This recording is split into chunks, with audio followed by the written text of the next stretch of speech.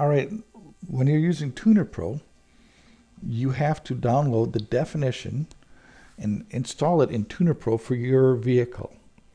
The TunerPro, and this is the data acquisition definition. You'll find when we go to the TunerPro website, there are two definitions for the vehicles. And with the two definitions, one definition is for programming the chip inside the computer. The other one is for data acquisition. Again, this cable only does data acquisition, so that is the only portion we're going to be looking at. What we're going to do is we're going to go to the TunerPro website, and the TunerPro website is at tunerpro.net.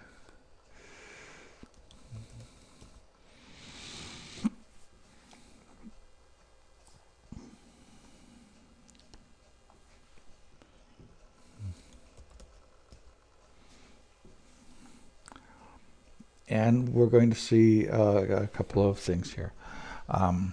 Here are downloads, and we're going to go to downloads and definitions.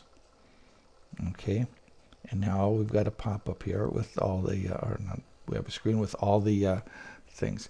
Here are those two things I was talking about. This bin definition we won't be using. This column, the data stream definition, is the one that we will be using. Now you'll notice that there's a lot of information here, and it's not really in the order that you'd like it to be in. So the best thing to do is to search with the find function. So I'm going to go up here and I'm going to do find, and then put in the size of your engine or some other piece of information that will help you find that. What I'm going to do is I'm going to put in 4.3 because I'm going to look up for a 94 S10 with a 4.3 in here, and you'll see that here we go. The screen popped up and said 94.95. No, it says CK trucks, full-size trucks, but I happen to know that this does work for the S10 also. So this definition is the one that I'm looking for. I'm doing a 94 S10 with a 4.3 liter in it. Now, in the definitions, you'll see that there are two types of definitions. Some are ADS and some are ADX. The ADX definitions are version 5 only. The ADS definitions are version 4 and below. Now, I've instructed earlier, I said that you should download the version 5. So in this S10, I see the OD ADS version of this. We're going to take that and save that anyways. And then what we're going to do is we're going to update it to version 5 and resave it. So to save this definition for the data stream, I right click. I'm going to hit save link as. And what I'm going to do is I'm going to save it somewhere, and I've got to remember where I save that. Now, great place to save it. Go to my documents. There's a couple of things in here. We're going to go to my documents. We're going to go to TunerPro files. You see the scroll bar down here. These scroll horizontally. So TunerPro files. And then I'm going to go to data streams. And that's where I'm going to save it. Now, you can save it just as 0 D ADS, but what I like to do is to give it a little bit more information. I'm going to put the ECM type on there, and then I'm also going to put the description in there. So later on, if I'm needing to pull that information, I've got it.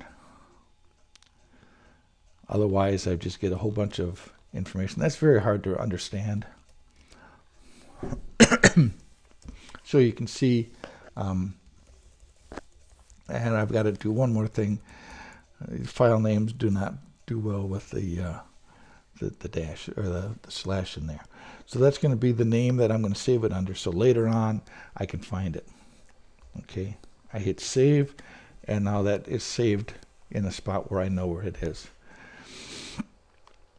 The next thing I'm going to do is I'm going to go back into TunerPro, and I'm going to load that definition. I've already set my serial port to be the right port. Now I'm going to load that definition so I can read the information from my vehicle. Now, two things. First one is if it was a version 5 file, an ADX file, I can go right to load definition file. But this was a version 4 file that I had saved, and so I have to actually do import definition. I'm going to import it from an ADS file. So import definition from ADS file. We need to find it. It was under my documents, and then it was TunerPro files, and then it was data streams, and you'll see that there it is right there. I'm going to open it up, and it's jumping already to save. So what it's done is it's already imported it, and now it's going to save it as an ADX version 5 file. And that's fine, and I'm going to leave it just as the exact same name as I had it before, and I'm going to hit save. So there's going to be two files that have the same name in this directory. One is an ADX file, one is an ADS file, but that's fine.